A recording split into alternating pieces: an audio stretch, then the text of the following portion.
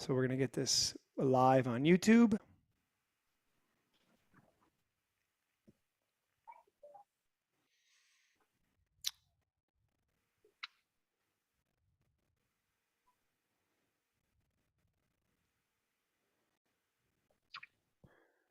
So we're going to get this perfect. And we are live on YouTube. We'll get the recorder started here.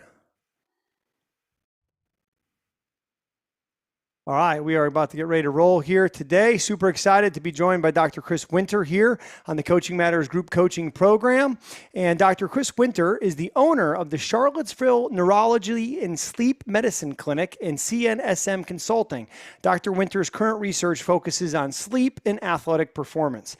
He served as a consultant for several baseball teams, including the Los Angeles Dodgers, the Cleveland Indians, the Boston Red Sox, San Francisco Giants, the San Diego Padres, Phillies, Tampa Bay Rays, and Pittsburgh Pirates. And in addition to the major league teams that he's worked with, he's also worked with the NBA's Chicago Bulls, Oklahoma City Thunder, and the Indiana Pacers, the Hornets, and the Washington Wizards. In the NHL, he's worked with the Washington Capitals, the Rangers, and the Florida Panthers, and in the National Football League with the Chicago Bears and the Baltimore Ravens, as well as with Team USA Women's Soccer. Now, his debut book, The Sleep Solution, Why Your Sleep is Broken and How to Fix It, was an Amazon bestseller. And his new book, which I'm super thrilled to have, is The Rested Child. We just had our first child on March 7th. Why your tired, wired, or irritable child may have a sleep disorder and how to help. It was released in August 2021.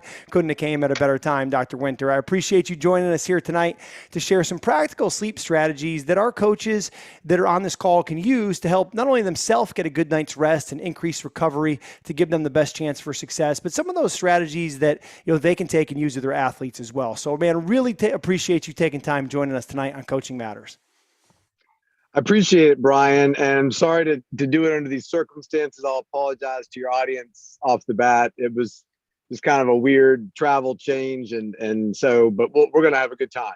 For sure, man. Looking forward to sitting down, because I think when you look at athletic performance, right, and everyone talks about the grind and you got to get up early and you got to stay up late. And it's like, and the reality is you can't outperform bad sleep, man. Your body's going to break down over time, right? And I think, whether you call it Navy SEAL culture, and David Goggins is great at this in terms of pushing yourself to the limits, which we want to do, but you have to also bake in that recovery. And I think that's where sleep comes in. And, as somebody who wears a Garmin watch to track sleep, I wear a Whoop band to track sleep. I invest in taping my mouth with the eye mask and the earplugs, and I've got the Ooler chili sleep on my bed, man. Like, I consider myself a professional sleep athlete, so I'm super excited to have you on here today. What are some of the fundamentals of sleep that you see, Dr. Winter, in your time in professional sports and working with some of the best athletes in the world, some of those principles that you feel like apply to general population and everybody to help increase that quality of sleep?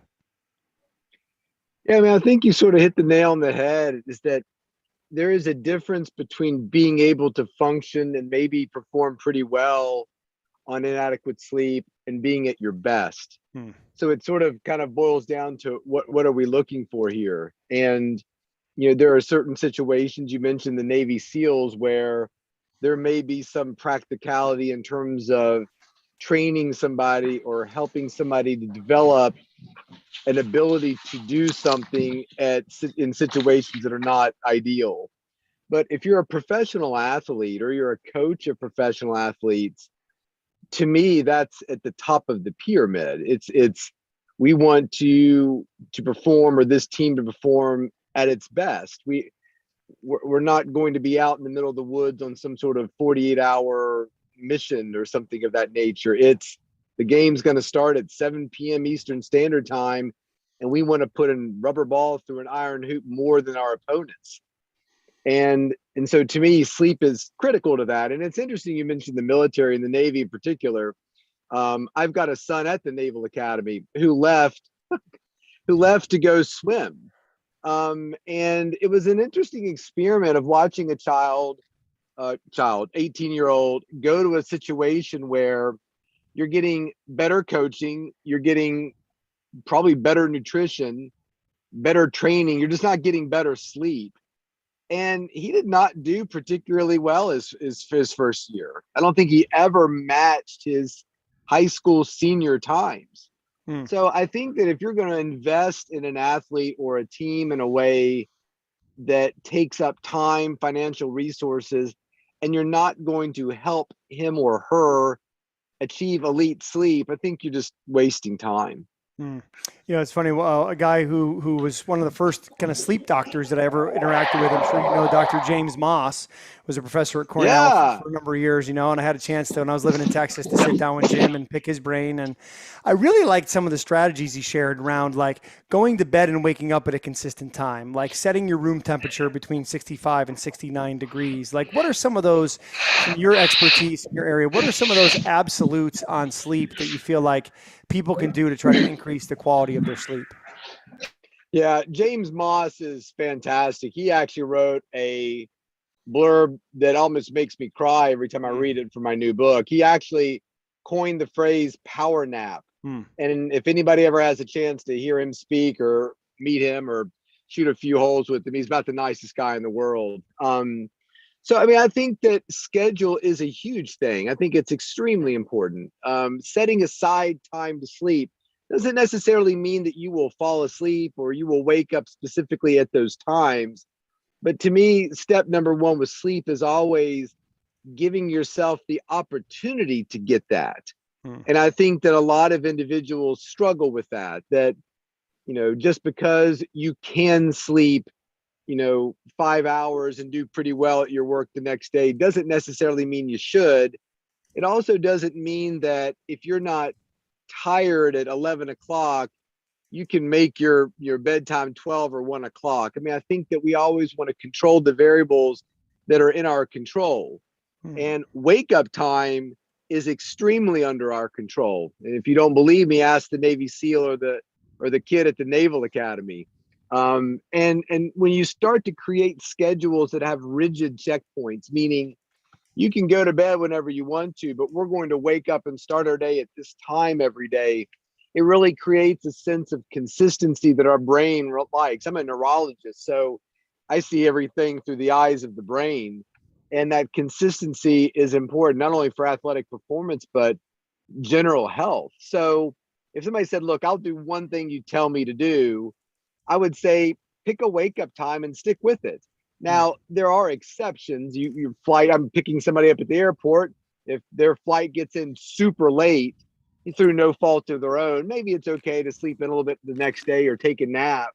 But if COVID has taught us one thing, it's been when we lose what we call sight givers or time cues, set wake up times, commute, set meal times, and make them become more flexible, it can really create problems not only in our sleep, but everything else that sort of flows from that. Hmm. So what I'm hearing you say, if I got that right, is by setting that structured, I'm going to wake up time, let's say for simplicity, 5 o'clock in the morning. By having that, that's going to allow me to get into a consistent circadian rhythm of sleeping. And what is a circadian rhythm? So the circadian rhythm is just a 24-hour pattern that our brain adopts for most things. When you look at body temperature, cortisol release, digestive enzymes in the stomach, athletic performance, they tend to peak at a certain point in a 24-hour day. They tend to trough at a certain point, which is not shocking. If I just finished running about an hour ago, I usually run every evening. I like to run about this time of night, right after I see my patients. Um, if I were to do that run 12 hours from now at 4 a.m., it would be a very different experience, both in terms of how I feel doing it, but also my performance. And nobody would be shocked by that. They'd be like, well, yeah, because usually you're asleep at that time. Right. So what we're saying is your brain can become accustomed to certain things happening at certain times. I write a lot about that in my new book about kids. Like if you got a kid who's sort of a night owl, should they be taking calculus first period? Can you argue with the school politely and say, look, my kid's a real night owl. We'd really like for him to have gym class first thing in the morning and have, calculus at the end of the day. And these things matter. So to me, that starting that day every day is a real set point for your brain. If you think about a brain, at that point, it's going from dark to light, fasted to hopefully fed, cool to maybe warm, socially isolated to socially interactive. So all of those things are little cues our brain uses to understand where it is in a time of day. So if we get into the habit of really trying to start our day at the same time, you're not always going to be guaranteed that you fall asleep within 5 minutes. You really shouldn't want to do that, but it is going to keep things sort of structured. One of the worst things I see when people's sleep starts to fall apart is retirement. That's a bad one, because now all of a sudden, like, well, I could stay up and watch a couple extra episodes of my show, and then I'll just wake up whenever I wake up the next day, and I could take a nap if I wanted to. There's nothing, I'm beholden to nothing or nobody, which sounds awesome, but that's not at all what your brain wants. Your brain wants a schedule. And so that first part of the day, rather than focusing so much on when we go to bed, if you've got kids, if you focus really intently on the wake up time, the bedtime tends to take care of itself. Yeah, that's a good one. As we're going through right now with a 8-week-old daughter, and she's gonna sleep, knock on wood, about 8 hours, right? So if we put her to bed at 8:30 or she goes to bed at 9:30, it's going to be somewhere between 4:30 and 5:30, right? So now what I'm trying to do is sync up my schedule, right, with a person who travels a lot and things get thrown off, of saying, okay, well, when she goes to bed, we go to bed, and when she gets up, we get up. So now we're all kind of on that same plan. In terms of a number of hours per sleep, right? I heard and most people will say get 8. Some of your motivational speakers will say get 4, right? Because you got to get up and you got to grind, right? And then you'll have Dr. Moss, who said 9 hours and 15 minutes. If you want to be dying at 52, if you're into dying at the age 52, yeah, go right ahead. Yeah, and I remember Dr. Moss saying you'll have a great 52 years. Saying 9 hours and 15 minutes. What is this? What is the sleep quotient per se that you recommend to the people that you work with, Dr. Chris? Yeah, what I recommend is it's like asking how many calories should I eat? I mean, you could give an average, but the people that we work with are very different. If you're working with a bunch of elite Olympic bodybuilders, gymnasts, people of different ages, you can't say. And the problem with telling people 8 or 9, 15, no offense to Dr. Moss, is that's fine for the average individual. Maybe for most of your people in the middle of that bell curve, you'll change their lives. But if you're dealing with people on the edges of that bell curve, people who can't sleep 9.5 hours, it's not in their genetics to do it. People who need more than 9 hours. So to me, it's okay to pick a target, but then we want to refine it. So if you want to tell all your athletes, hey, look, we really want to seek 8 hours of sleep. So everybody who's got fitness bands or Whoop bands or Aura rings or whatever, we'll make a dry erase board. We're going to put up here, who can hit 8 hours every day for the next 2 weeks. A little game. Athletes love games like that. But it's important to understand that if somebody's saying, look, I'm going to bed at 11 o'clock every night and I get up at 7, and it usually takes me an hour to fall asleep. Even when I have the opportunity to get it, I don't seem to be able to do it. That doesn't necessarily mean that person has a problem. So we always want to tailor the sleep amount to the sleep individual. And a lot of times that starts with observations. Give somebody a sleep diary, particularly in the off season. Say, just do me a favor, write down when you go to bed, write down when you think you fell asleep, and when you got up, put your foot on the floor during the day, and if you took any naps. So like your young child that you've got, or an athlete under your control, you can figure out over the next 2 or 3 weeks, okay, this guy or this gal has given me 3 weeks of sleep data. I've added everything up, including their naps. They seem to be averaging about, 8 hours and 22 minutes of sleep every 24 hours. So that's a very powerful number, because now you're in possession of what this individual seems to require per 24 hours at this point in their life. It will change. You're going to find out very quickly that how much sleep your child needs now is going to be very different than 2 or 3 years from now. This is a period of rapid change. When you look at humans over time, they always tend to be losing sleep. So if you're the coach of an athlete, and the athlete says one year, it's the 7th year you've known her, like suddenly I feel like I need 10 hours of sleep, whereas before 8 was perfect for me. When somebody suddenly needs more sleep, that can be a sign that the quality of their sleep is diminishing, and they're trying to make up for it with more quantity. What are some of the things that you recommend in terms of getting that that quality of sleep, right? Because I think if we're looking at, and we may not, I know some of the coaches on this call are tapped for time, as a lot of us are, and I may not be able to get the quantity of sleep, but can I make up for some of that if I get good quality sleep by controlling the environment, a temperature, taking a cold tank or a cold bath before bed, or cold shower, by not eating within a certain window? What are some of those strategies that you share, Chris, to kind of like, I hate to use the word life hack because I think life hack is called work, right? But what are some of the strategies that you've got to do from a work standpoint to set up that quality of sleep? I think the biggest thing that the coaches on this call are tasked with their athletes in anything they do is educating, coaching to produce a sense of expertise and confidence. It's difficult to hit a curveball, but my guess is there's a lot of people on this call who are really good at helping people figure out strategies for hitting a curveball. We're not generally built with that innate ability. Maybe you are, but it's something that can be enhanced. If an individual is approaching a situation like hitting a curveball with a lot of fear, anxiety, a lack of confidence, it's going to make their abilities significantly worse. And I think sleep's sort of like that too. I think that the coaches on here, your job is to give athletes good education about sleep, and it's everywhere. There's all kinds of places to get it, and you're perfectly qualified to give it. There's nothing wrong with that. I mean, I can help somebody with their golf game, even though I don't play golf. So as long as I'm telling you, look, I've never played golf before, but I think you've got the club upside down kind of thing. So everybody can give something. So to me, it's about imparting a certain degree of wisdom, which usually starts with education and a plan. You know, and so to tell an athlete, hey, look, I know you're trying to get 9 hours of sleep and it's taking you hours and hours to fall asleep. Maybe 8 would be better.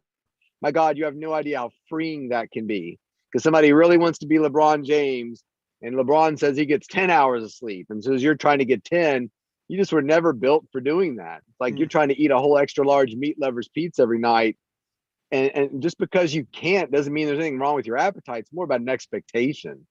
So, you know, to me, the things that we can do to really sort of make a difference are some of the things you mentioned. You know, sleeping in a cooler environment, sleeping in a comfortable environment, wearing the right clothes for that individual, being on a bed that is something you look forward to getting into rather than something that hurts your shoulder when you sleep on it.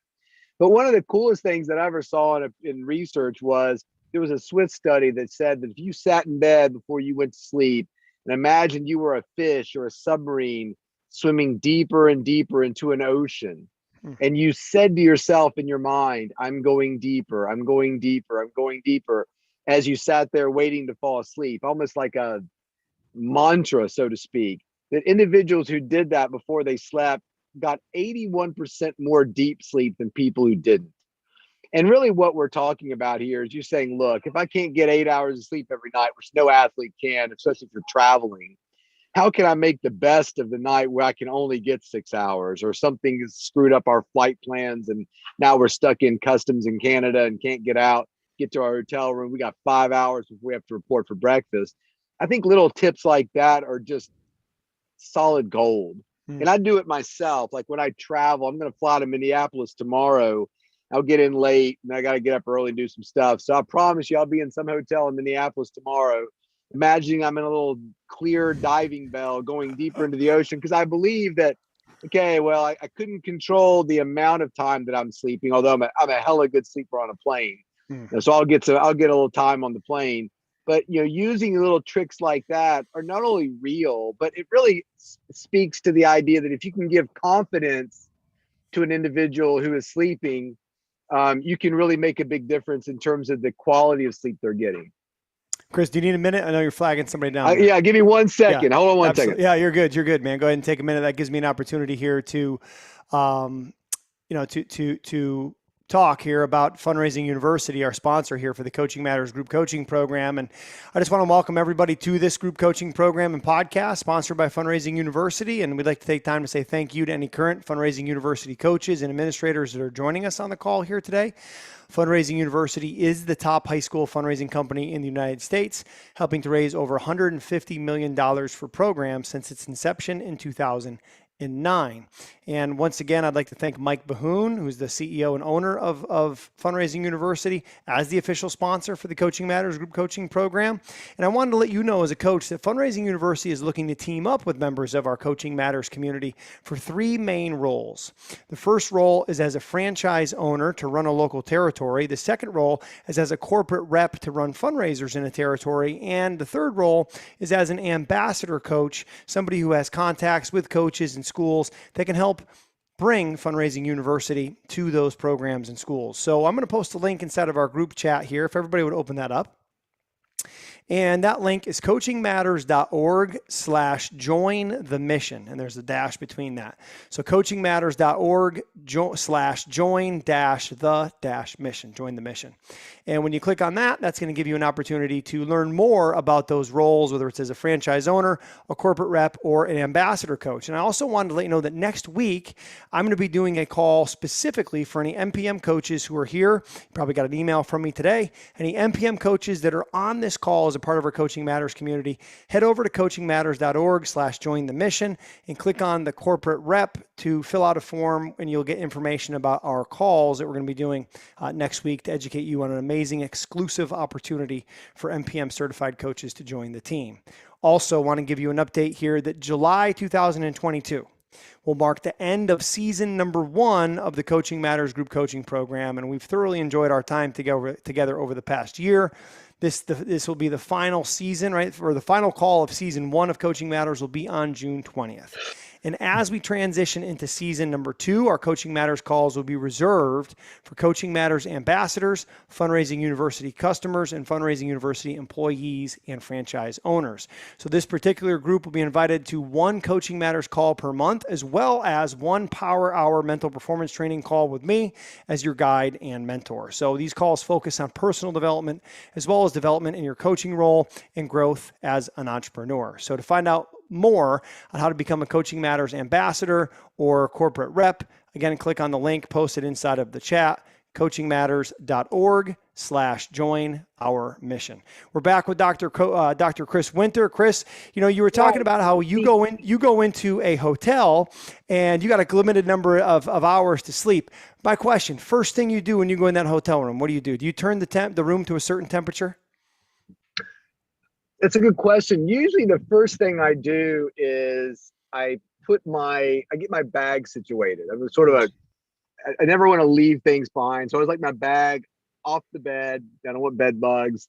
And then, I usually go right to the thermostat and turn it down to 65. It'll allow me to. That's a big frustration with a lot of athletes, is that there are sort of governors on the thermostat that don't allow them to go to 65.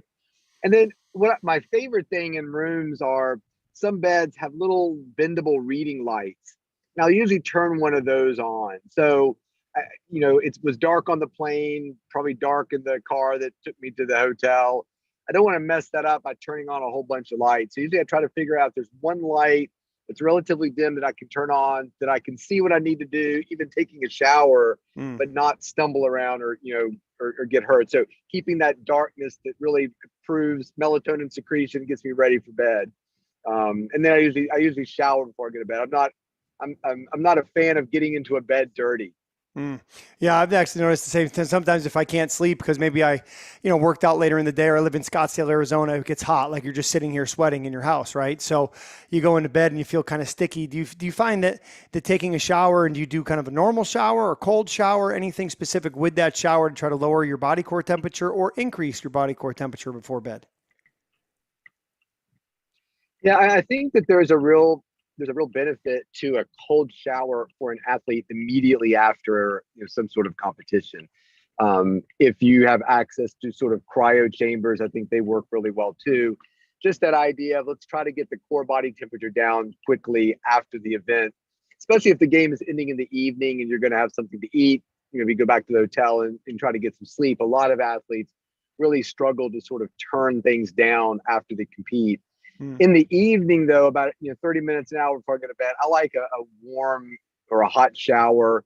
Get out, put some light clothing on. When you're in the shower in that hour before you go to bed, the temperature kind of increases, and then as you get out, you actually sort of cool down quickly. So that cooling off is a real trigger for your body to sleep. I mean, our bodies tend to go through sort of a natural decrease in temperature as we get ready to go to bed. Now, if you're a night owl, that might drop a little bit later. If you're a morning person, it might happen a little bit earlier. So we can facilitate getting ready for sleep by doing that. And it was funny. I wrote in my first book, when he was little, he fell and skinned up his knee and wouldn't let anybody clean it. So we had a massive bathtub in this first house that we had. We didn't put it there. It was just came with the house. So I was like, let's take it, we'll get in there and take a bath and play some Playmobil Pirates. And so when we were in there together, I would, as I was distracting him with the pirate, I would, clean his knee, and he didn't even seem to notice. And I remember that week thinking, I was sitting there watching, an 8 o'clock television show or reading or something, and really was struggling to stay awake. And I kind of put it together later on. I was like, oh yeah, because I'm taking this bath at, 7 o'clock, and it's making me feel kind of sleepy. So I don't think you need a cold, if you like cold baths and cold showers, you can. But the key is you want to warm up your body, almost like drinking a cup of tea. And then as the body temperature naturally returns to that homeostatic 98.6 or wherever you're at, that's the trigger for sleepiness. So either a hot shower, a hot tub, would like an infrared sauna work in that for raising your body core temperature and then getting out and lowering that to help facilitate sleep? Probably, yeah. And that 30 minutes to an hour before, yeah. If you have anything that allows you to do that, that would probably do the trick. Interesting. So cold. So the opposite isn't true then. Do you want to avoid cold before bed because then your body core temperature has to rise? Is that accurate? Correct. Exactly. If you were in it long enough, correct, you would be creating a body temperature rise. So what we're trying to do with the cold therapy or a cryo chamber is get somebody who's a bit overheated back down to normal before, and then that normal temperature will naturally drop as you approach bedtime. And it's really cool. I mean, if any of you guys have, everybody's got thermometers now because of COVID. It's fun to, if you just have one you can stick on your forehead, do it throughout a day. Set an alarm to go off every 15 minutes or 30 minutes. I mean, it sounds insane, and check your body temperature. It makes this perfect little sine curve. And that's body temperature is generally what scientists use to scientifically figure out what somebody's morningness or eveningness is. I mean, there's something called a Hornets. You can do surveys, types of things, and it's very accurate too. But if you're really trying to pinpoint where you're at in somebody's circadian rhythm, it's body temperature does it. And I remember I was out with some teams in spring training, and we started really early and ended really late. And I had the thermometer because we were checking temperatures of people. And so every time I would check an athlete, I would check my own, and it made this perfect curve. And then when I traveled back to Virginia from Arizona, it was 2 hours off. And then over time, it kind of shifted back. So it's really neat to see these kinds of scientific things in action. Your body has a plan for everything. Man, I guess I'm like a sleep nerd, coach. This is like one of the most exciting moments of my life here. I got so many questions. I'm going to get to the ones coming in the chat, but and as the host, I'm going to hammer my questions. Here we go. So the next question is, cell phones. So many athletes use cell phones when they're in bed and they're on it the whole time, right? And they have the blue light glasses and you have the orange tint you can put on your phone. And my strategy I share with athletes is don't plug your phone in where you can reach it in bed, because if you can reach your phone in bed, you're going to be on it all night. So plug it in a bathroom, plug it over on a desk in a hotel, plug it in a different room if you're at your house. What's your take on cell phone in bed, and is that preventative of people getting to sleep? Yes. And I think it's probably one of the bigger things that affects people's sleep. So, we have a rule in our family that cell phones live in the kitchen. So you can look at it as much as you want, but it's like you said, it doesn't get plugged up in your bedroom. And if somebody's making I love how young people make the argument of, well, I need it for an alarm.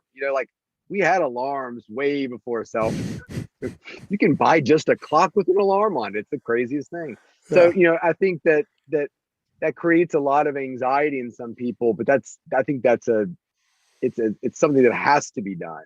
And when you talk to people about it who've kind of come out the other end of it, they're always happy that they did it. I've also talked to athletes. I'll never forget talking to a professional football player who I was just kind of talking with him, in some situation. And he said, well, you don't need to ask me these questions. I don't think I'm going to make the team this year. I'm like, well, that's a terrible thing to say. And he said, well, I just didn't do in the off season what I needed to do to get myself ready. And he goes, I blame my phone. Like, really? He said, yeah. I said, I just can't separate myself from it long enough to do much of anything by myself. He said, I do well in a situation where I'm around coaches and people like that, but to motivate myself to go do something versus just messing around my phone, I can't do it. He said, it's gotten so bad that I'll get home and I just shove it in a drawer immediately as soon as I walk into my apartment. He said, an hour later, it'll be in my hand. He goes, I'm not sure how it got there. And it struck me when he said that, because I remember as a medical student working in inner city Atlanta, talking to a drug addict who said, I really want to quit, but it's hard to quit when suddenly you find yourself with a needle in your arm. He goes, I'm not even sure how it got there. So I think that we're fooling ourselves if we don't think that these devices, which are awesome, and I'm using one right now, don't sort of prey upon the neurotransmitters in our brain that facilitate addiction and do not facilitate sleep.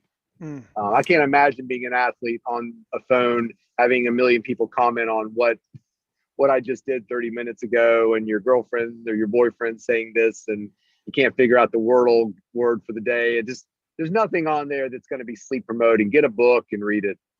I love that. Yeah. What about like a white noise in the background? Is that something that you use?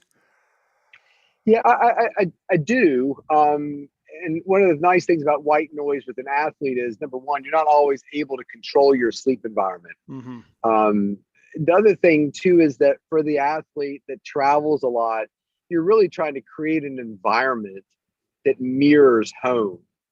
You can do that with smells and feels and, the way it looks. But a good one is sound. And so if you're kind of used to using that white noise machine at home, when you check into the hotel prior to the competition, there can be something very comforting and soothing to hearing that same sound versus the weird air conditioner or the ice machine or talking in the hallway. So, I think there's nothing wrong with sleeping in silence. That's great. But for some athletes, I think they can find a little bit of confidence and solace in, I'm trying to create a very uniform environment that I'm going to sleep in every night. And that can be a wonderful way to achieve that. Yeah, I know. When I sleep my best, it's box fan, it's earplugs, it's eye mask. I know I've looked at some of your Instagram posts and things that you have on there, which your Instagram feed is awesome. So if anyone is on the call and is not yet following Dr. Chris Winter, you're going to want to do that to pick up some of the more strategies and things that he shares and posts on. It's tremendous. And I know I've seen that picture. You had the deep sleep shirt that has the eye mask built into it. I picked up one of those based off your post, which has been awesome. Very light, comforting, and cooling shirt. Yeah. And very interesting fabric, isn't it? Yeah. Yeah, and then I go with the earplugs too. And then I've recently, as I read, I want to say it was James Nestor in his book Breathe. I started taping my mouth. Is that something that you've explored and have any research on, like taping the mouth or earplugs, eye mask? Earplugs, eye mask for sure. I mean, I think that if you're a coach and you travel, your travel bag, the one that goes on the plane with you, needs to have both of those things. And I'd recommend some sort of device to kind of hold your neck. The one that I like, Snap Anywhere, just because it fits so easily into my bag. There are more comfortable ones out there, but in terms of function per unit size, I've never found one that works better. So those are just three nice things to have. You're on the plane, little things support your neck, cover your eyes, ears, you're out cold. Mouth breathing is a thing. We don't have a lot of research about it. We have patients who, when they use CPAPs, little devices that push a little bit of positive pressure to support the airway, will often tape their mouth to keep the air from going into the nose and out of the mouth. So, it's always been it's a way to sort of promote less snoring. When your mouth is closed, you do create a little bit of positive pressure that helps to support the airway. If you have a bed partner, sometimes you might notice the bed partner kind of makes a puffing sound. And a lot of times it's the individual trying to create a little bit of positive pressure to keep their airway open. Now, as soon as they take the breath, the positive pressure is gone, but that reflex is there. Babies will do it sometimes too. So perfectly fine to work with breathing. It's just something that's in my wheelhouse to talk about. Nice. And then you mentioned Nap Anywhere. I just want to make sure I got that correctly, and that this is, because I'm going to order it. Is this the one it's like you're talking about? Yeah, that's the one. It's like a little Frisbee. It's extremely lightweight. And when you get it on, it unfolds into like almost like half of a cervical collar. And then there's a little strap that goes underneath your arm to hold it in place. And there's a little part that kind of comes around and cups your chin, and it just kind of holds your head exactly kind of where you want it. It's pretty easy to sleep on. There's a sort of a more fabric side and more of a leather side. And you can use either side you want, whichever makes you feel more comfortable. Love that. I'm gonna get that here as soon as we're done. You mentioned melatonin secretion. Is that something that you recommend people use as a supplement? You know, is 1 milligram good? Is 10 too much, or is it something we should avoid completely? Like, what's your take on melatonin supplementation? Yeah, so my take on melatonin is, number one, what you're getting in your bottle, even from pill to pill in the same bottle, is kind of a crapshoot. There was a study done not too long ago that basically said, look, you have no idea what you're ingesting, no matter what it says on there. You might be getting 3 times as much melatonin on the label or none at all. Melatonin is a neurotransmitter, a hormone that's secreted to help our sleep sync up with day and night. So if we didn't have melatonin in the equation, we'd all sleep about 8 hours. We'd all over the place. You have some people sleeping at 2 a.m., other people falling asleep at 4 p.m. It'd be like people have watches that were all over the place, nothing synchronized. So the key with melatonin is it's trying to get everybody, at least all the humans, maybe not the raccoons, sleeping when it's light, when the light is gone, and awake when the light is present. So it's not really a sleep aid, it's a sleep timing device. And so what the problem I have with melatonin is a lot of people use it as a sleep aid. I take it every night to fall asleep, and that's not really what it was ever intended to do. Plus, taking that melatonin right when you go to bed is sort of creating a surge in melatonin in your brain at a time when it really doesn't surge. I'm driving around. It's about 7:30 in Virginia right now. The sun is about to go down, and so coaches will appreciate this. The time our secretion of melatonin is at its highest is about the time that if you're out there throwing a baseball or a softball on a field with no lights, at the time when you're like, okay, let's call practice for the evening and head on home because I'm having trouble picking up on the ball until it's right on me. You know, somebody's going to get a ball right in the forehead because it's the lights. About that time is when we're secreting the most of our melatonin. It's called dim light melatonin onset. So outside of travel, shift work, jet lag, I don't know that there's really a great utility for it. And it's certainly not really something I'd recommend that somebody just takes every night to help them sleep.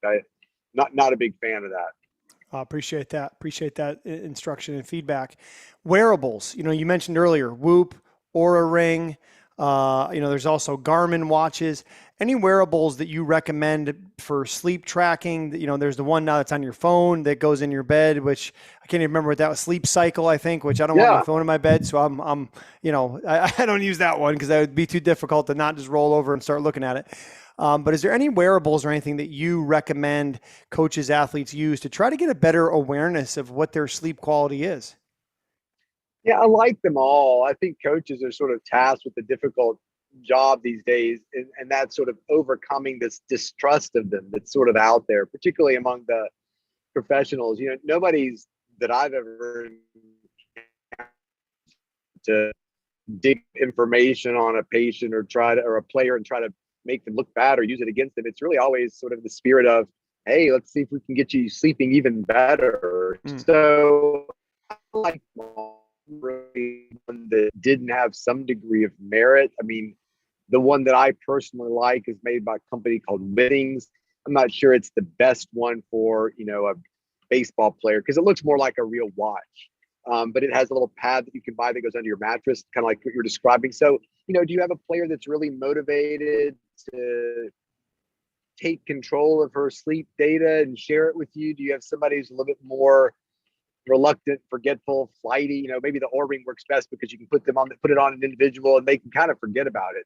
It can go quite a while without being charged. I mean, the device that I use can go about a month without being charged. So, you know, some people just, you know, the Apple Watch is great, but it's got to be charged pretty much every day. So if you're charging it at night and wearing it during the day, that kind of creates problems. So I think there's a wearable out there for everybody. I like Whoop. I think it provides really good data.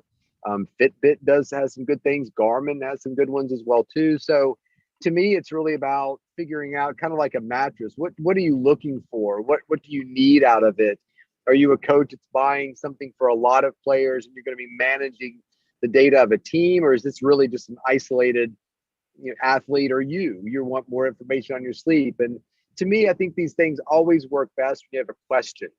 If it's just my sleep's terrible, I'm going to get something and put it on my wrist, you're going to basically have terrible sleep and understand exactly how much REM and light sleep you're getting. So the biggest downside to wearables is it sometimes presents information that's not actionable. It's like buying a wonderful MRI and sticking it in your garage.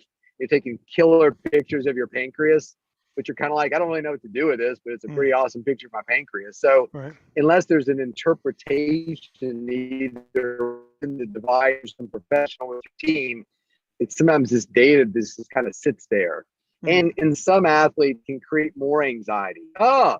17% REM sleep, and I was 18% last night. What's going on with me? Like, so we always want to make sure that if we're going to give that sort of advice to try, tracking sleep, we always want to give some sort of counsel with it too, or ask a question. Hey, do I sleep better when I drink heavily or not? Do I sleep better at my girlfriend's apartment or my own bed by myself? That's something that these things can often really provide a lot of insight into. What about like mattress cooling systems? One of the questions came in from Alan McDougall, and Alan had asked, what about temperature or mattress cooling systems like 8 Sleep or the Chili Sleep, right? Which is a mattress for the coaches here. It's basically Chili Sleep is a pad that goes on top of your bed that works kind of like a Game Ready. It's got a little box that cools water and pushes it through it to lower or control the temperature of the mattress. What's your take on those, Dr. Winter, in terms of like the mattress cooling or heating systems? Yeah, I love them. I think they're all great. I think that if somebody said, look, I'm going to buy one piece of technology, you don't know who I am, but I recommend one piece of technology and I think would make the biggest difference in my sleep over the next, week or two, I would say it's probably one of those devices. I don't know that I've ever met somebody who's used one who doesn't think it makes a big difference in terms of the quality of their sleep. The biggest problem is it's pricey. The price point is the issue. But, I know that Chili has extremely liberal return policies. So if you don't think it's making a big difference in your sleep, I would strongly recommend you give it back. But it's also really nice if you have a temperature that you like, but your bed partner likes something a little bit different. It's a wonderful way to get exactly the environment that you want. Yeah, that's awesome. It's funny you mentioned exactly that because my wife and I, right, I like to turn mine to as low as it goes, and she says hers probably somewhere around like 70 degrees, and it's interesting how the dogs will kind of migrate to the side that's warmer, if they're in bed with us. But speaking about dogs sleeping in bed, that has to be a no, I would think, for quality sleep. I think so, although there have been studies that show that certain pets in bed can actually facilitate sleep. So you have to be, so it's just, to me, it's about, does your dog curl up into a ball and he's the last one to get out of bed in the morning? Doesn't make any sounds, doesn't snore, doesn't bark at bears that get into your trash can at night? Or is it kind of a needy dog that is sacrificing your sleep? And you can say the same thing about a bed partner, somebody who snores loudly. Sometimes when I get congested, I ruin my wife's sleep. And so I think you've got to kind of look at the situation and figure out, I'm home alone. I like having the dog with me because if somebody pulls into the driveway, it will bark and alert me. I feel more secure about things. Or I've got a snoring pug that is a disaster in the bed and is somewhat incontinent. Yeah, I think that you might want to consider a crate or something for that dog. Yeah, two French bulldogs that sleep on your pillow and snore in your ear. Yeah, that's why I wear earplugs, because we got French bulldogs. What about heart rate variability? I know that's something that gets a lot of traction when I go to strength and conditioning conferences, and everybody's talking about how to increase heart rate variability. What exactly is heart rate variability, and is there anything that you've seen that helps to increase heart rate variability as a way to get a better sleep? Yeah, so HRV, or heart rate variability, is basically, if you look at an individual's heart rate, the distance or the time between each successive heartbeat can vary a little bit. And so by measuring that variability, we can start to get a little bit of insight in terms of the parasympathetic and sympathetic health of that individual. So it's like anything else. I mean, I think that HRV is awesome. It's, I think body temperature is awesome. I think sweating is awesome, and heart rate all by itself, and blood pressure, and EEG, each and pulse oximetry, all these things are giving us a little clue as to what's going on with an athlete. So the analogy I've always given is it's like having a device that can detect color, and you're trying to identify a particular animal. And so the color meter is saying gray. And so you might have some guesses of what the animal is, but it'd be awesome if you had a size detector. Size detector is saying massive, and the food detector is saying eats peanuts, and the ear characterizer is saying big and floppy. With each little piece of data that I'm giving you, the picture of this animal is becoming clearer. And I think that HRV is sort of like that too, that each little data point by itself is not particularly strong, but when you start coupling it with other variables like body movement, recording snoring sounds, maybe some EEG, pulse oximetry, HRV, you're actually starting to create a system that's giving you as much data and maybe better data than what we would use in a sleep lab. When we talk about a sleep study, the technical term is polysomnogram. So what that we're saying is poly meaning many, somno sleep, gram measurements, many sleep measurements. So there's nothing intrinsically better about a sleep study. There's just more. There's just more wires taped to your body. But I'm going to tell you, I'm going to come back on your show in 10 years. And my guess is the things that we wear on our wrist will equal and probably surpass the technology that's in a sleep lab. Like we're moving so quickly in that direction, it's staggering. So HRV is great. Just consider it to be one telling variable in terms of the athletes that you're dealing with. So lots of information to get from it, but if you can stack it on with some other information, that's even better. Some of the other information like REM sleep, deep sleep, light sleep. What's the difference between those? And is there a certain goal that you maybe recommend for people who are tracking their sleep to try to get into? Yeah, so you've just named sort of the three essential stages of sleep. And so you can further subdivide light sleep into different stages. And so if somebody's really academic about it, N1, N2, N3, all that good stuff. But really, to me, it's just you're awake. A being is awake. They're in light sleep. They're in deep sleep. They're in dream sleep. So what I would say is deep sleep and dream sleep could not be more different. Dream sleep is actually a lot more like wakefulness. It's hard to differentiate between a brain that's awake and a brain that's dreaming if you don't have some other information like muscle tone. So to me, they're all important. They're just important for different things. For this podcast, it's probably more deep sleep that people are looking for, which is going to generally occupy about 20% of our night, maybe 25%, depending on age. Deep sleep is the stage of sleep that really diminishes the most as we get older. You look at a 5-year-old, look at a 15-year-old, 25-year-old, 45-year-old, 85-year-old, their amounts of deep sleep per night can radically change over time, with everything else being about consistent. But deep sleep's when we make growth hormone, and that's when we recover. So it's really important. So you're generally going to spend about a quarter of your night in deep sleep, a quarter of your night in REM sleep or dream sleep, and then the balance is going to be light sleep. So we spend most of our time in light sleep. So it's really important that the time that we do spend dreaming, or the time we do spend in deep sleep, is really protected. And deep sleep's kind of evasive. It usually happens within the first 2 hours of our night. So if you're looking at your Whoop band or your fitness tracker and you see that there's not a lot of deep sleep later in the night, that's normal. That's the way it should be.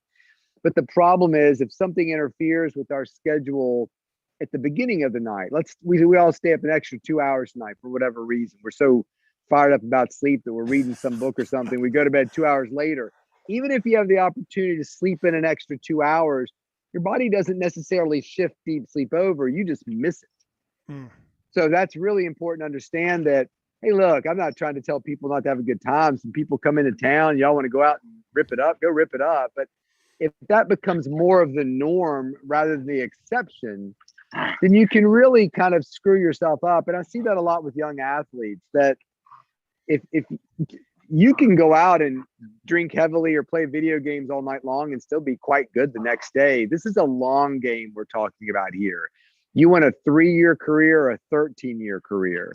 And so to me, it's all about making the decision that I'm going to prioritize deep sleep in my sleep schedule immediately and not when I get older. Okay, when I get older and my game starts to suffer, then I'll start paying attention to my sleep. I think the train's left the station at that point. Yeah, no, it's interesting. I keep looking down at my watch here, and I have I wear a Garmin watch, and it tracks and gives you, a sleep score. And as I looked at it, it says, like, I don't know if you guys can see that or not, but let's see if it focuses. I don't think so, but it's going to say, deep sleep, 2 hours and 9 minutes, light sleep, 3 hours and 45 minutes, REM sleep, 40 minutes, awake, 26 minutes. What is it, should all three of those be about the same length, the REM, deep, and light, or is REM sleep always going to be the shortest? So no, I mean, I would say that generally speaking, REM sleep and deep sleep will often mirror each other in terms of length, with light sleep is almost always going to be the bigger one. Yeah. Now just keep in mind, the ability of these things to accurately measure these stages based upon what they're using, body movement in some devices, HRV and others, is a little suspect. And if you talk to, a bunch of sleep researchers, they really go after that and say that, they're not particularly accurate. I think they're grossly accurate, meaning that if you got one for your wife and she's like, I'm always, 25, 30% REM sleep and you're always zero, I think there's something there. Now, you're probably not going to be able to get some sort of intervention based upon that. But I think if you looked at that and thought, I don't feel like I'm sleeping great. I put the device on my wrist for a while. I never got more than 7% REM sleep. I gave it to my bed partner. She never gets less than 20. I think there's some meaning there. And, if somebody comes to my clinic and says, look, gives me that exact story, I'm definitely not laughing at them behind their back. I think it's great. I mean, to me, worst case scenario is we do some sort of sleep study and you've got perfect sleep. Great. You got perfect sleep. I love being able to tell people, hey, your sleep's perfect. You know how many times in the last month I've told somebody who comes to my clinic they got perfect sleep? It's zero.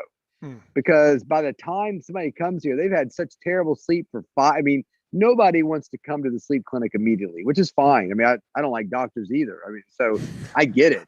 But it's amazing where people will let their sleep get to before they finally say, okay, I'll go talk to somebody about it. And a lot of times it's you put your car into a telephone pole or something, or you fall asleep in a job or something, something terrible happens. So, if the watch is giving you an indication that things aren't great, you're not feeling great, your partner's saying, hey, you're not great, go talk to somebody. Like, never hurts to talk. You don't even have to have a sleep study right away. Just talk to a sleep specialist and get some things figured out. I mean, that's kind of the message you always give to coaches about your players. Like, not every one of your players needs sleep tracking or sleep study, but there are people on your team that do.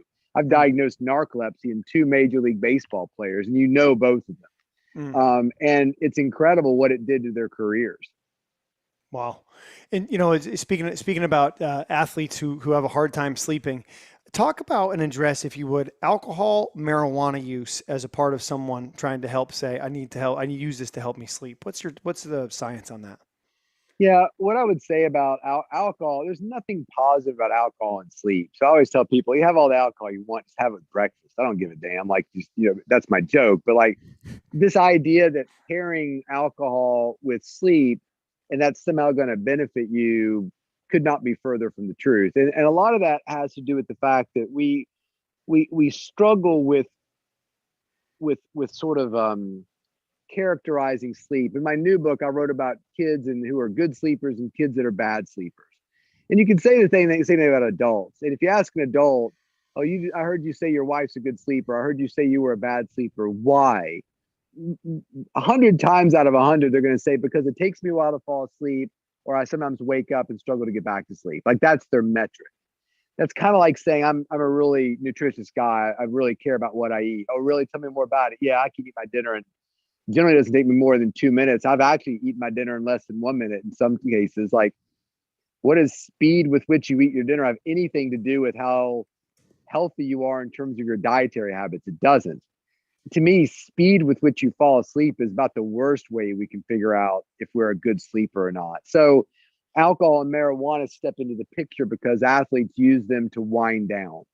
Okay, I got in bed, and if I don't have it, I'll just sit there for hours. You know what? Sit there for hours. Resting is fantastic for your body. So what you're really saying is you're scared to get in bed because you might get in bed and in 25 minutes still be awake. Like, it terrifies people because we're really good at getting athletes to go from 0 to 60 in 2 seconds. Go out there, we're going to rip their heads off, and we're going to like smear their blood all over their fans. Like, you know, well, you can tell I'm not a coach. Like, that's my pep talk. You know, everybody runs out there, and you know, whatever happens. You come back in.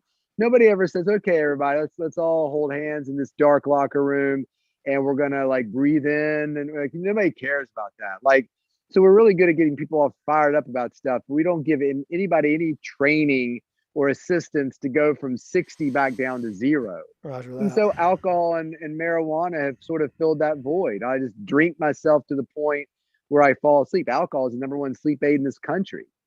So, but if we're talking about sleep as a tool of performance, there's nothing positive. In fact, there's study after study that would say everything that alcohol does to sleep actually ruins deep sleep, ruins the benefits of growth hormone secretion, ruins performance, which is why you don't meet a lot of people who lean on alcohol for sleep or anything else in their life who are doing great 10 years from now. You know, and then marijuana is kind of in that same vein. Like, I want my athletes that I work with and my patients that I work with to be confident. Like, I mean, if you're like, look, you're so lacking in confidence, you've got a wire taped under your jersey and somebody will buzz you if you're getting a curveball or buzz you twice if you're getting a fastball. Screw that. Like, God, come on. Like, you know, that's ridiculous. Like, believe in yourself. You can sleep.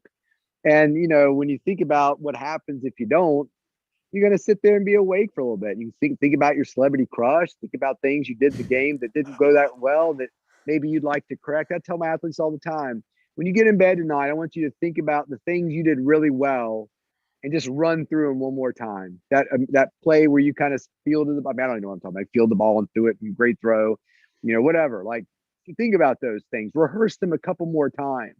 And if you want to, think about the things that were kind of shitty, like ball went between your legs. Okay, this time, imagine that ball coming at you, and this time you actually get your butt down, your glove on the ground. You know, you make a perfect throw. Or you had a WNBA player one time who was using this meditation device, and she put it on and crushed it. I'm like, my God, you're so good at this. I said, do you meditate? She goes, no. I said, what did you do? She said, I don't know. I just thought myself in a gym shooting free throws in an empty gym. Somebody I couldn't see kept throwing me a ball, free throw, went in. Caught a ball, free throw, went in. And she said, I just did that while I was meditating. I said, wow. I said, what made you think to do that? Because I don't know. I've done that ever since I was a kid to fall asleep. So to me, like, we want those kinds of mantras, not to mention the fact that as a neurologist, there's kind of cool evidence that would say that if you're rehearsing something in your mind over and over, you will probably get better at it in reality.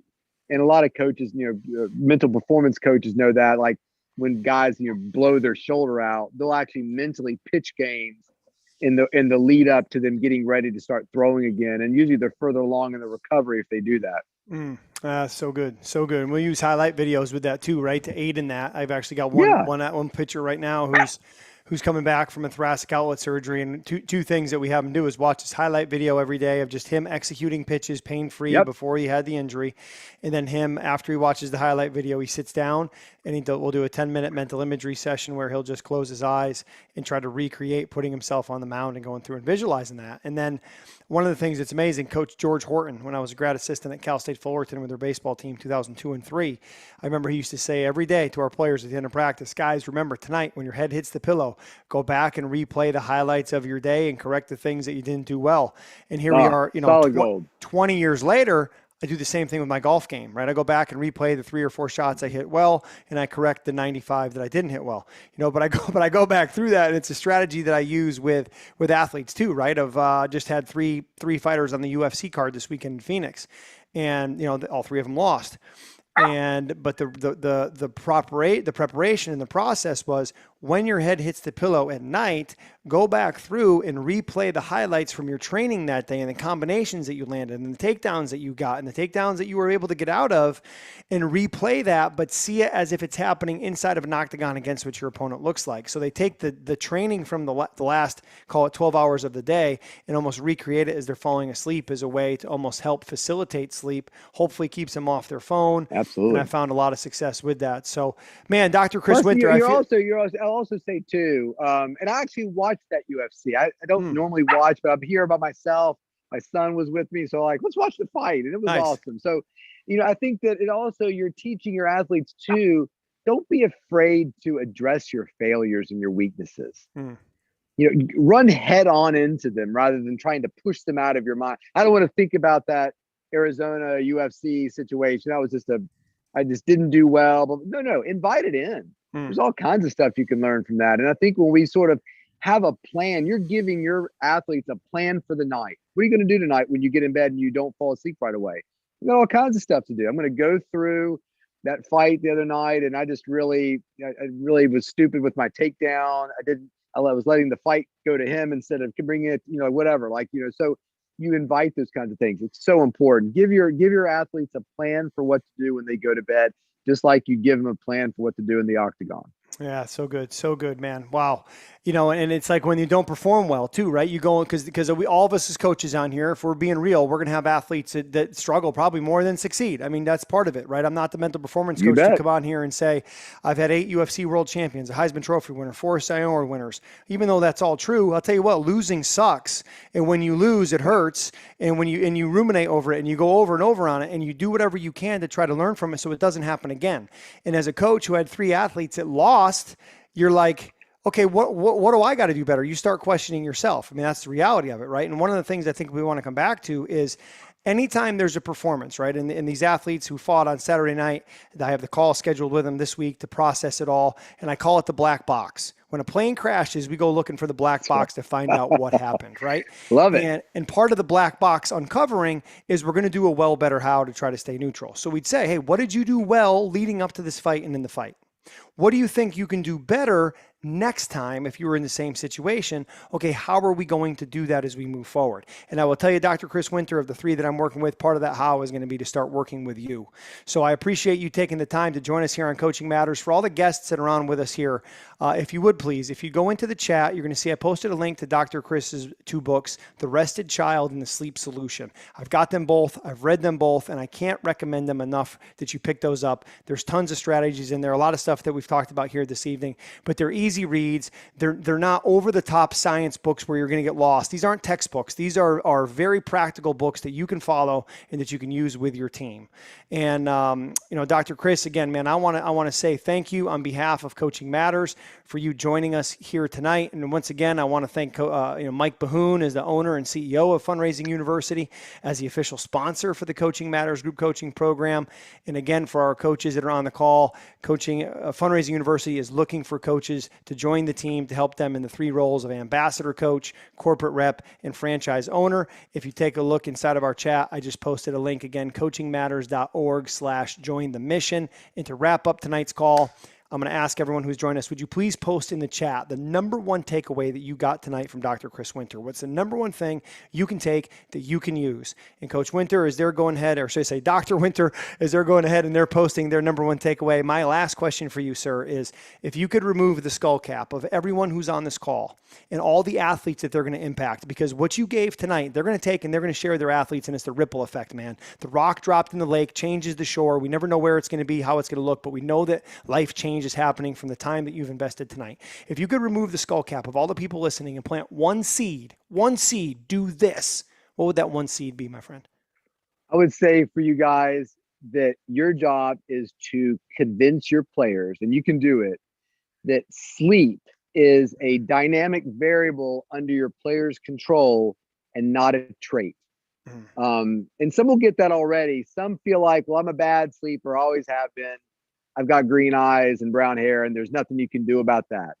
And I think when you start to empower an athlete and let them know that sleep, nutrition, the way you train your body, the way you exercise your mind are sort of the 4 pillars that are under your control, then it really starts to help you sort of achieve that wooden idea of success, which I'm sure Brian's going to talk to his athletes about as he goes through the black box, which is you're going to do everything you can do to prepare yourself for your game, your fight, whatever.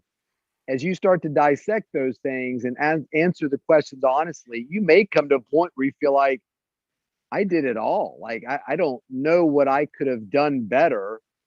Then I would say that Brian might have had 3 individuals that won their matches.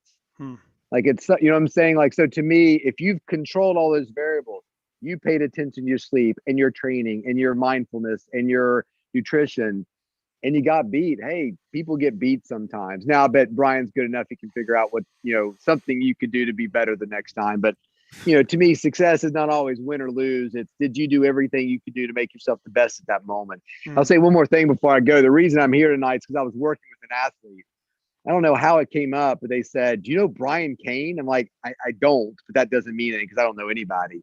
He said, I heard this guy speak. He changed my life. You should reach out to him. And I did, and I'm here. And I just want to appreciate the time and the platform, Brian. You're a very special guy, apparently. No, I appreciate it, Chris. And thank you for taking the time out of your schedule, man. I mean, not only did we get to see your house, we got to see the airport, we got to see your dogs. You did a great job, man, tonight. I appreciate you battling. And, you can do it in life, man. You can make excuses. You can make it happen. And for the coaches on here, Dr. Chris Winter is busy. He's the best in the world at what he does. And it would have been very easy for him to tap out and say, hey, you know what? We'll do the call at another time, or I got this travel thing that came up. And he made the decision to be here. And Dr. Chris, I thank you for making the time. You bet. Thank you for your expertise. And for everybody who's on the call, man, it's a great day to be here. And remember that coaching matters. Thanks, everybody. We'll see you in